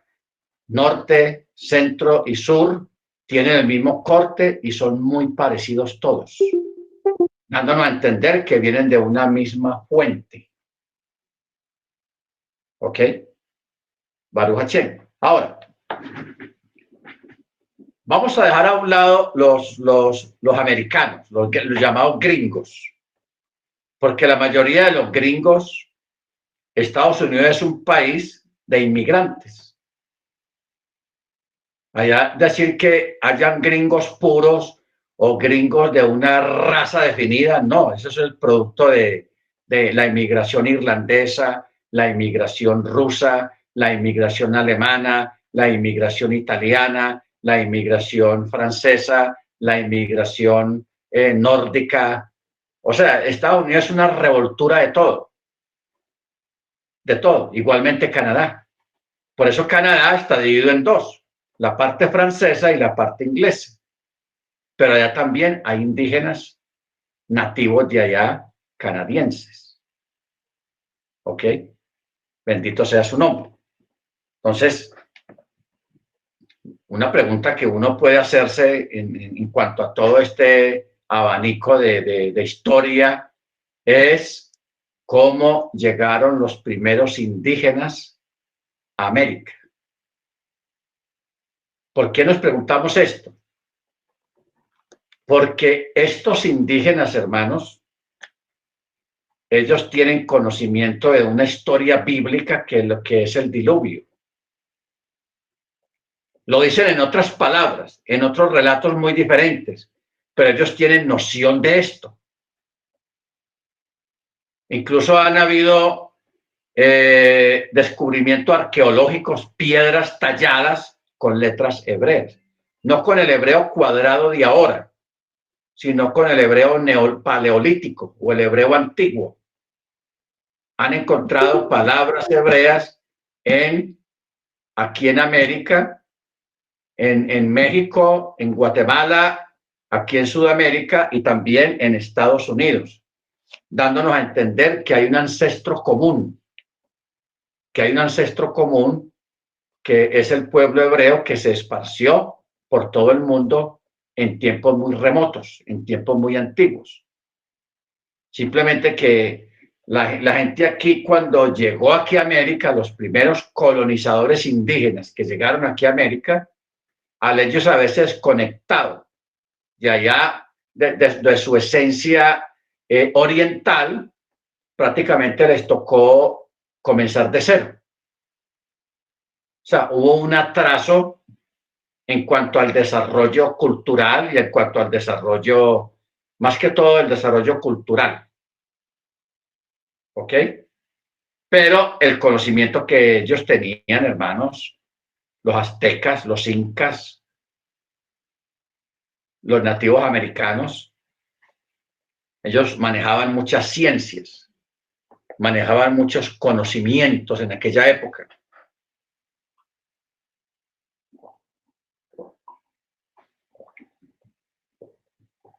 Que eso es lo increíble. Al ver las construcciones de los incas allá en el Perú, las construcciones de los mayas, los aztecas allá en México, igualmente en Guatemala hay unas construcciones, edificios, pirámides, mucho conocimiento de la naturaleza, del cosmos, del universo, las plantas, de la forma de las cosechas, cosas realmente muy adelantadas a ese tiempo. Conocimiento que ellos heredaron de los que llegaron primero aquí a América. Baruch Hachén. Por eso nosotros aquí en Colombia, en Centroamérica, en Sudamérica, en Norteamérica, la mayoría de nosotros venimos de cruces. Por eso el racismo no tiene razón de ser ni en Estados Unidos, ni en Canadá, ni menos aquí en América. Aquí hay países, hermanos, en Sudamérica, que la gente es racista, pero todos es un racismo necio que no tiene ningún fundamento, por cuanto toda esta gente son inmigrantes también, o sea, son descendientes de inmigrantes europeos, especialmente en Argentina, en Uruguay, porque el uruguayo y el argentino, pues la gente es muy blanca, especialmente en Uruguay, son muy blancos, pero en Uruguay hay mucho racismo. Usted va a Uruguay, allá casi no hay mestizos y casi no hay morenos, porque ellos son muy racistas. No todo el mundo, pero sí un gran porcentaje de la gente es muy racista porque ellos son blancos, ojiazules y la mayoría son blancos, entonces ellos se creen la última Coca-Cola del desierto, pero ignoran de que ellos son descendientes de inmigrantes también, que de gente europea que emigró aquí a América a buscar nuevos mundos y nuevas oportunidades. Bendito sea el nombre del Eterno. Entonces, es interesante cuando habla de Magdiel, que se refiere a Roma.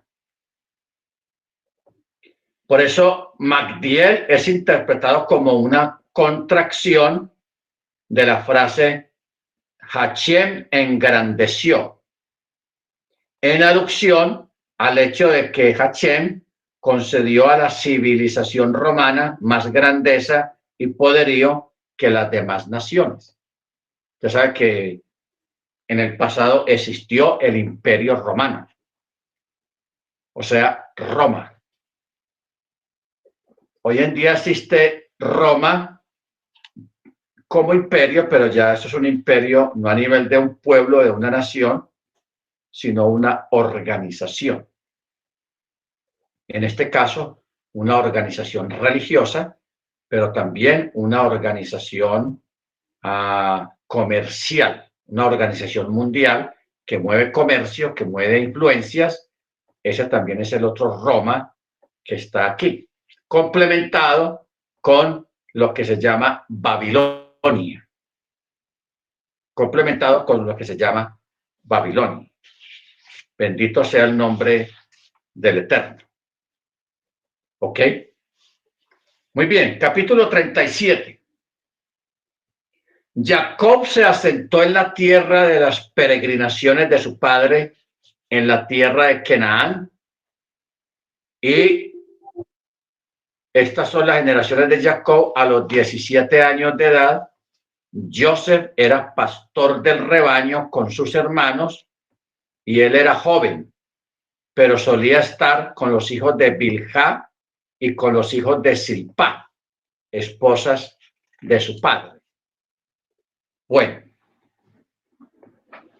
¿qué es lo que dice la Torá? ¿Por qué dice y él era joven?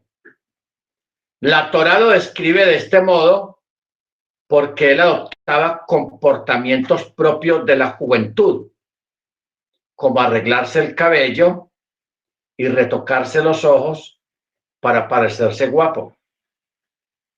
O sea, no olvidemos que antiguamente los varones en esa época, por influencia egipcia y babilónica, los hombres se pintaban aquí, se hacían una sombra aquí debajo del párpado y a veces encima del párpado. ¿Ok? O sea, hoy en día un hombre que se pinte de negro esto por acá, alrededor de los ojos, es mal visto culturalmente. Pero en la época, en esta época de Joseph, él lo hacía. Y los jóvenes lo hacían para hacerse más atractivos. Se pintaban, porque en Egipto, usted ve que en Egipto los varones se pintaban antiguamente, se hacían sombra aquí en los ojos.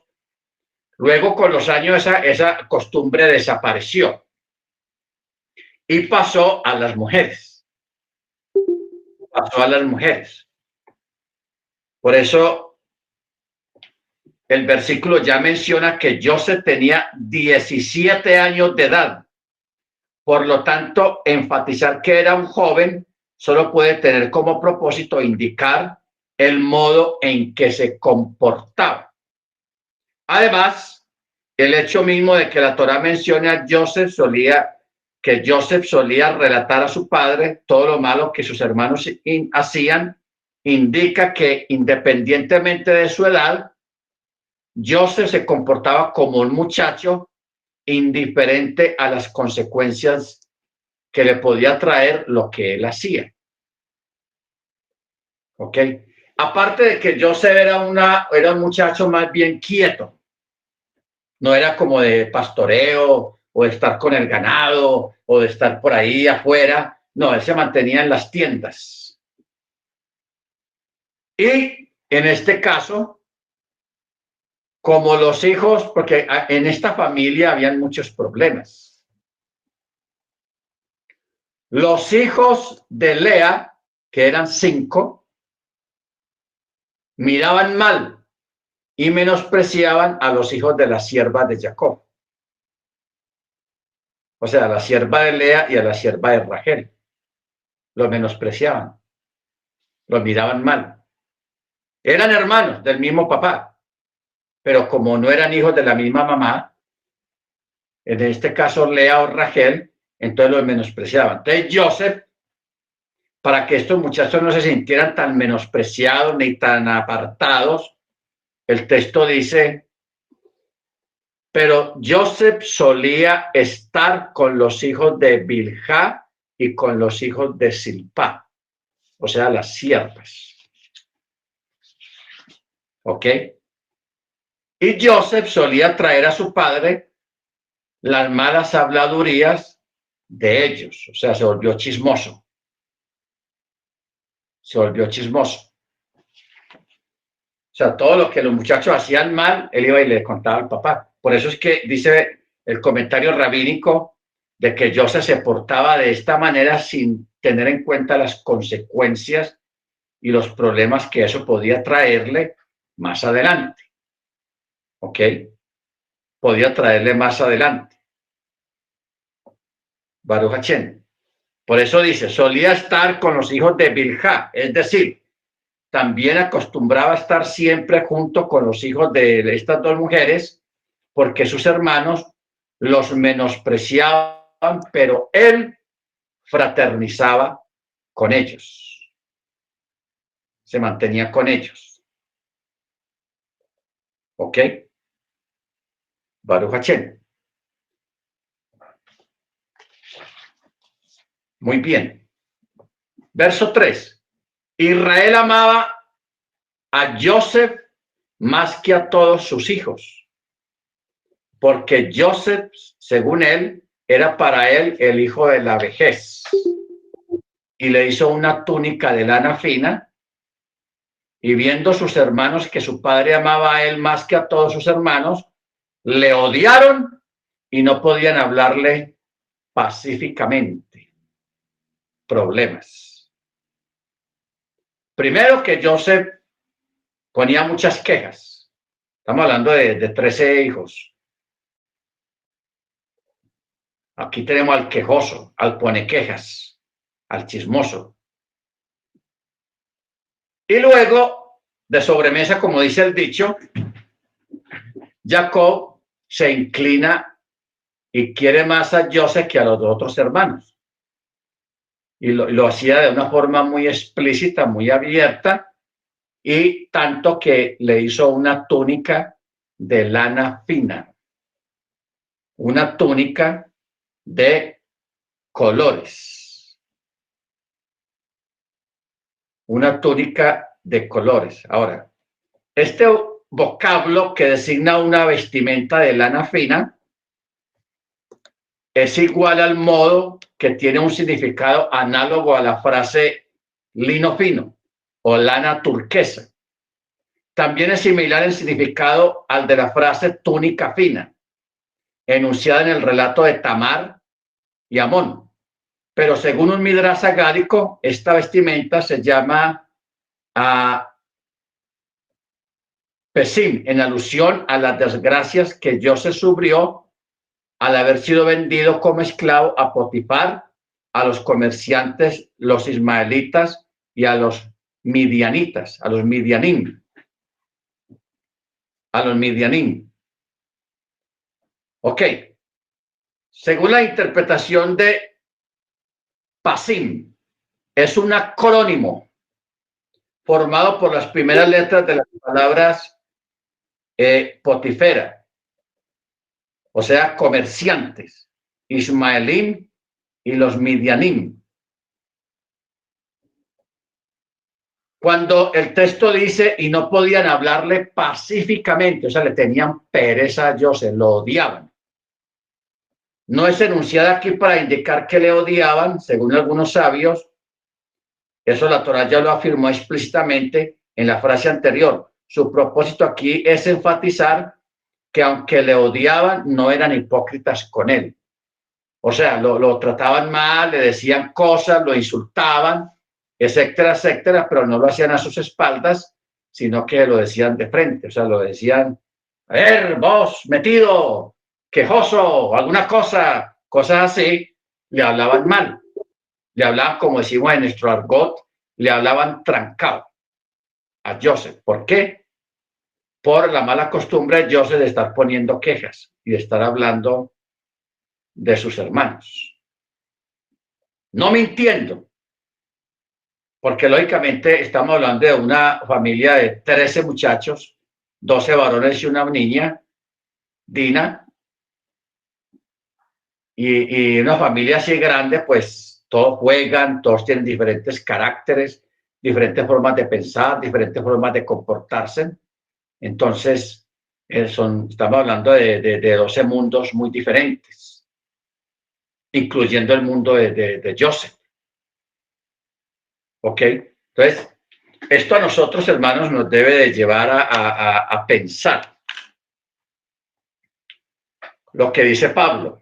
Rab Shaul dice de que nos aguantemos, en palabras pues castizas, que nos aguantemos los unos a los otros, que nos tengamos paciencia, que todos no somos iguales. ¿Ok? Hay gente nerviosa, hay gente quejosa, hay gente murmuradora, hay gente hiperactiva, hay gente extrovertida, hay gente introvertida, hay gente para todos los gustos, para todos los colores. Entonces, usted mismo forma parte de uno de esos colores. O sea, nadie es perfecto. Nadie es perfecto. Por eso, Rab Shaul nos anima y nos constriñe a que nos aguantemos, a que seamos tolerantes, a que tengamos paciencia. Estamos hablando a nivel familiar y a nivel comunitario de una congregación, que nos aguantemos, nos tengamos paciencia, que todos somos diferentes, todos miramos las cosas de forma diferente, todos pensamos diferente, todos tenemos diferentes gustos. Hay gente que le gusta comer huevo con arroz, hay otros que no les gusta el huevo con arroz, hay otros que les gusta comer mucho pescado, otros les gusta comer mucho determinada comida, y cada cual con sus gustos.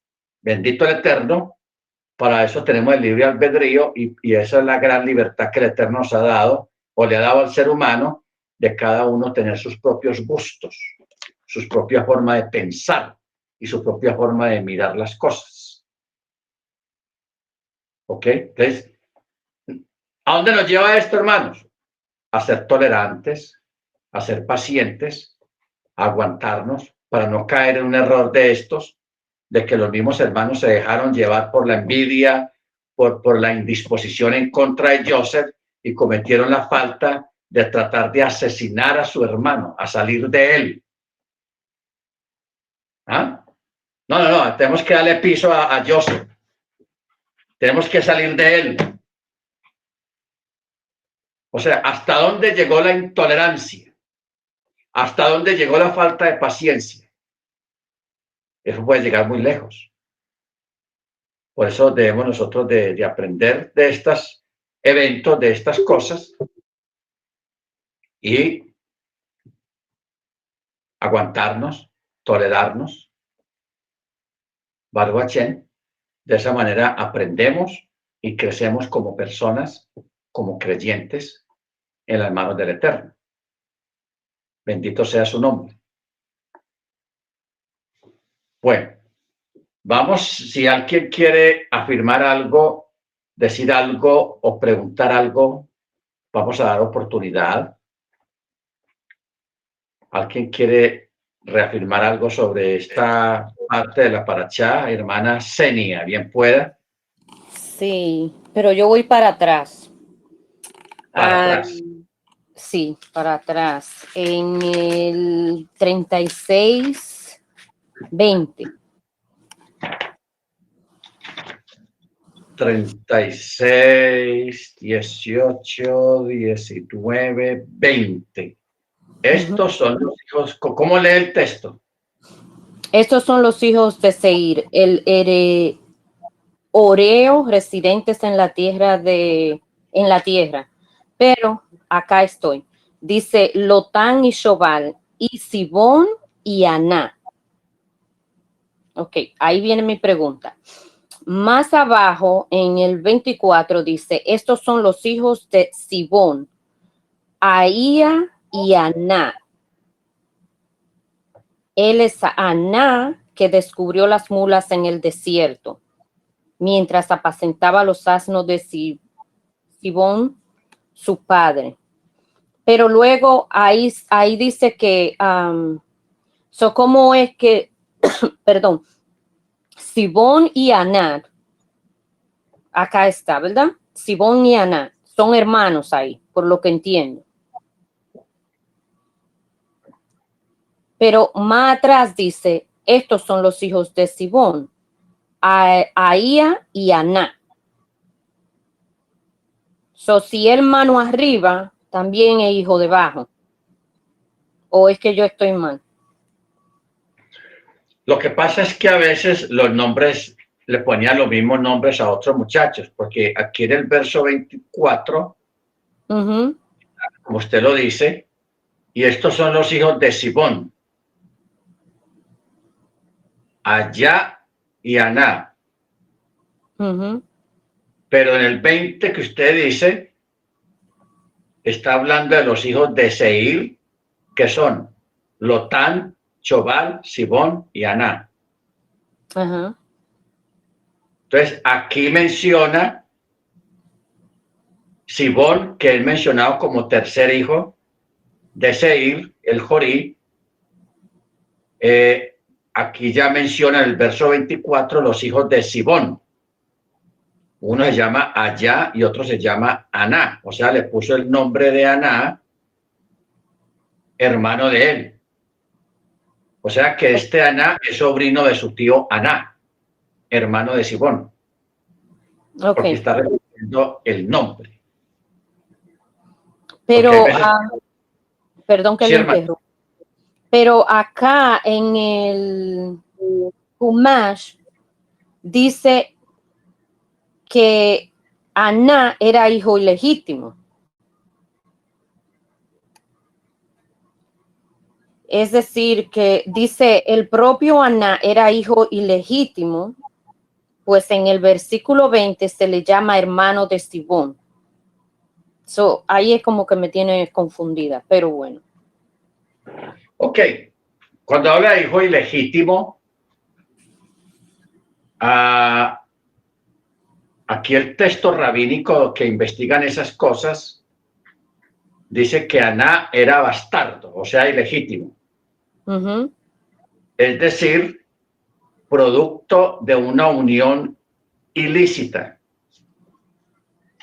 Ahora, si vamos, ¿de dónde sale esa unión ilícita? Dice, mamzer. Mamzer en hebreo quiere decir bastardo. Aunque lo traducimos por bastardo, la palabra mamzer no designa exactamente lo mismo que bastardo en español. Mamzer se refiere al producto de una unión sexual ilícita o adúltera que conlleva la pena de caret, o sea, muerte prematura o sin hijos. Bastardo en español es meramente un hijo nacido de una unión fuera del matrimonio. O sea, aquí la Torá está estableciendo una diferencia entre mamzer, que en hebreo se diría bastardo en español, pero en sí bastardo en español es un hijo nacido de una unión fuera del matrimonio.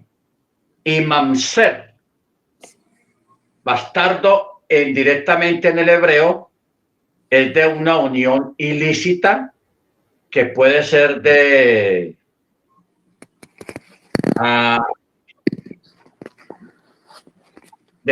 un incesto, o sea, puede ser de un incesto o de una unión prohibida entre familiares muy cercanos. Ok. Ya en esta parte de mamzer y de bastardo y todos esos detalles, eso lo veríamos cuando entremos a Éxodo y Levíticos, que ahí donde habla más o menos de hasta dónde van las relaciones consanguíneas. O sea, hasta dónde está permitido y hasta dónde no está permitido. Porque en este momento, hasta aquí que vamos, todavía están permitidas algunas uniones que más adelante se iban a convertir en uniones ilícitas por ser consanguíneos muy cercanos. Muy cercanos. O sea, estaba prohibido en esa época, por ejemplo, tener relaciones con la tía o un tío con la sobrina o una tía con el sobrino. Eso todavía antes y ahora después, eso sí estaba prohibido. Y está prohibido todavía. Pero ya entre primos no está prohibido actualmente.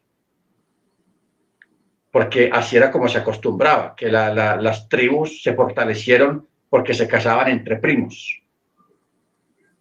Entre primos se iban casando y así fue como fueron creciendo las tribus y se multiplicaron en gran manera sobre la tierra.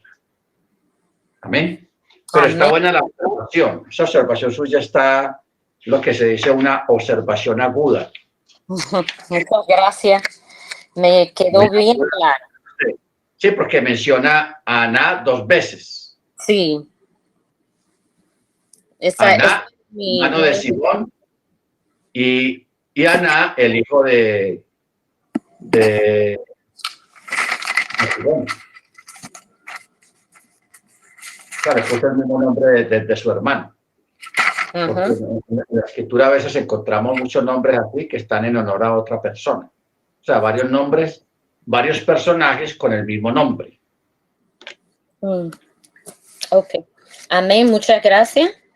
A usted, hermana, ¿alguien más quiere agregar algo o preguntar algo? Bien pueda. Hermana Beatriz, hermana Ana, hermana Miriam, hermano Ángel, hermana Grace. Bienvenida, hermana Grace. Hermano Freddy.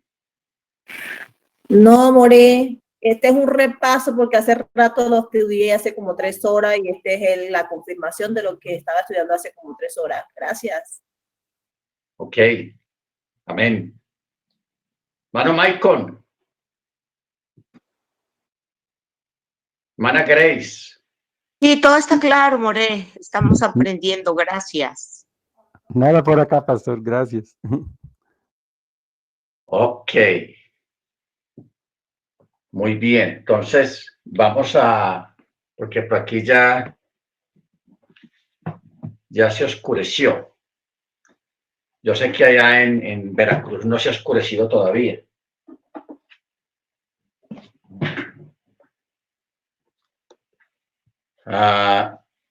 Vamos a prepararnos para hermano Dagoberto. Vamos a aprovechar que toda la familia está ahí para que nos den el Shema familiar.